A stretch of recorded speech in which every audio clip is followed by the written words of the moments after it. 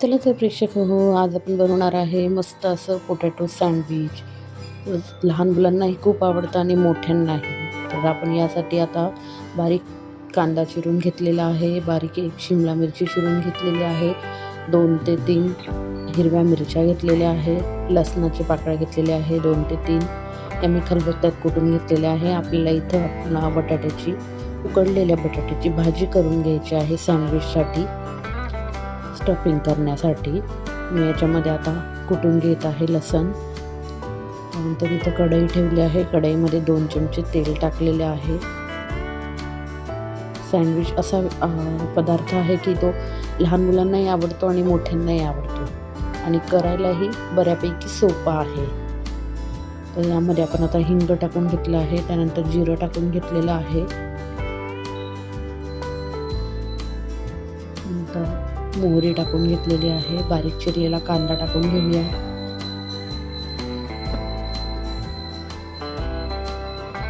तुम्ही कांदा नाही टाकला तरी चालतो, डायरेक्ट पोटॅटो टाकला तरी चालतं, पण कांदा आणि शिमला मिरची टाकल्यानंतर चव छान येते भाजीला आणि दाताखालीही छान लागतं. भाजी खाताना आपण जेव्हा तो सँडविच खाऊ तेव्हा एकदम छान लागेल दाताखाली शिमला मिरची पण.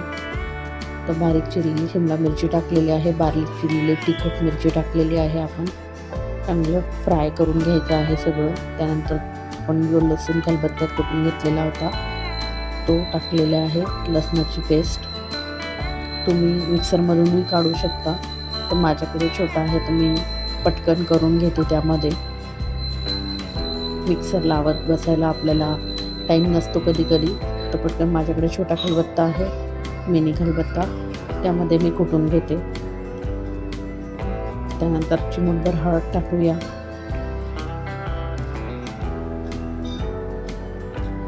धण्याचे पूड टाकून घेऊया. धनापूडही भाजीमध्ये खूप छान लागते. थोडीशी लाल तिखट टाकून घेऊया, लाल कलरचं. आपल्याला जास्त तिखट असं बनवायचं नाही आहे, कारण लहान मुलंही खातात, त्यामुळे आपल्याला बनवायचं नाही आहे. त्यानंतर आपण चाट मसाला टाकून घेऊया चवीकरता. पण बटाट्याच्या भाजीत चाट मसाला टाकल्यावर चव छान लागते भाजीची, त्यामुळे आपण चाट मसाला टाकून घेतलेला आहे.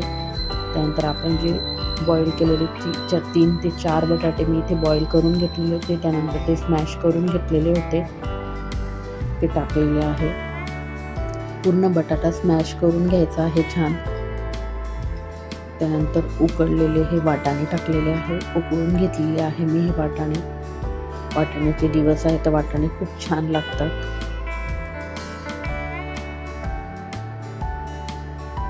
प्रत्येक गोष्टीमध्ये वाटाणे हे खूप छान लागतात. बटाट्याच्या भाजीत आपण मसाले भात करतो त्यामध्ये वाटाण्याचे हिवाळ्याचे दिवस असतात, वाटाणे भरपूर असतात. चवीनुसार मीठ टाकलेलं आहे.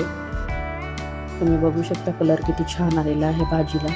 आपल्याला अशी भाजी करून घ्यायची आहे. त्यानंतर मस्त अशी कोथिंबीर टाकायची आहे. कोथिंबीर टाकून घेतलेली आहे. आता हे मिश्रण थंड व्हायला ठेवायचं आहे. ही आपण हिरवी चटणी करून घेतलेली आहे.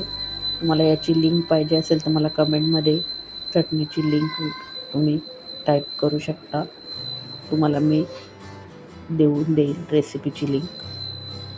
आपण 2 स्लाईस घेतलेले आहे ब्रेडचे, त्यावर एका स्लाईसवर आपल्याला ही तिखट चटणी टाकायची आहे, लावायची आहे. पूर्ण सगळ्या बाजूने स्प्रेड करायची आहे आणि एका बाजूला आपण सॉस घेतलेला आहे, म्हणजे जास्त लहान मुलांनाही तिखटही होत नाही आणि छानही लागते. सगळ्या बाजूने स्प्रेड करून घ्यायचं आहे सॉसही. आता आपण जिकडे आपण ज्या स्लाईसला आपण चटणी लावलेली आहे त्या स्लाईसवर आपण बटाट्याची भाजी लावून घेणार आहोत. सगळ्या बाजूने छान लागली पाहिजे अशी भाजी लावायची आहे आपल्याला. काही कारणास्तव मी आपलं शूट करायचं विसरली. तव्यावर रोस्ट कसं करतो आपण, मी हे सँडविच तव्यावरच केलेले आहे. आपला जो पोळी भाजायचा तवा असतो त्यावर मी हे सँडविच रोस्ट करून घेतलेले आहे.